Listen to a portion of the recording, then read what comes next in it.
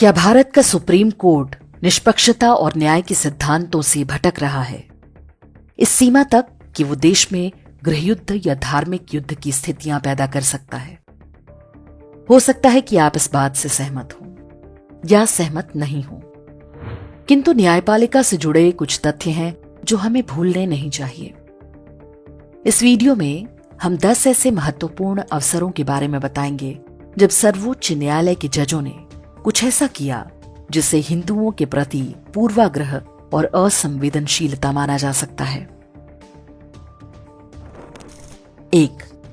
कश्मीर में वर्ष 1990 में हुए हिंदू नरसंहार पर जब भी सुप्रीम कोर्ट में याचिका गई, उसे अस्वीकार कर दिया गया।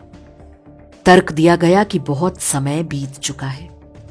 लेकिन 6 साल पहले 1984 में हुए सिख दंगों की जांच के लिए उसी कोर्ट ने एसआईटी का गठन किया।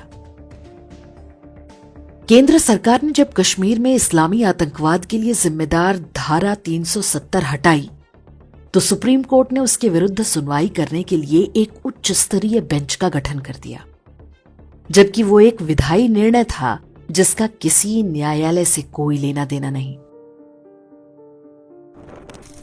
2.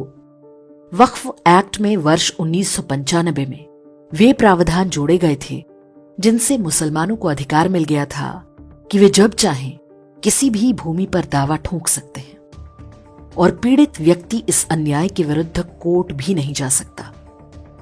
स्वतः संज्ञान लेना तो दूर, जो हिंदू इस पक्षपाती कानून के विरुद्ध सुप्रीम कोर्ट गए, उन्हें भी ये कहकर भगाया जाता रहा कि तुम्हारा इस केस से क्या लेना देना है। कई लोगों पर आर्थिक दंड भी लगाया गया। पूरे 30 साल तक सुप्रीम कोर्ट को एक बार भी नहीं लगा कि वक्फ एक्ट संविधान में सेक्युलरिज्म की मूल भावना के विरुद्ध है।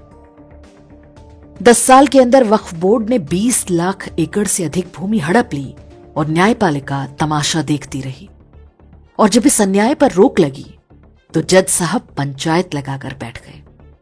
ऐसी ऐसी टिप्पणियां की जाने लगी जो करोड़ों हिंदुओं के लिए जले पर नमक की तरह है। 3. सुप्रीम कोर्ट बहुत ठसक के साथ कहता है कि भारत सेक्युलर देश है, लेकिन वर्ष 2012 में जब हिंदू मंदिरों पर सरकारी नियंत्रण का मुकदमा पहुंचा तो उसे सांप सूंघ गया। 1 दशक से अधिक समय तक याचिका पर कुंडली मारकर बैठने के बाद कह दिया कि याचिकाकर्ता को हाई कोर्ट जाना चाहिए, जबकि इसी देश में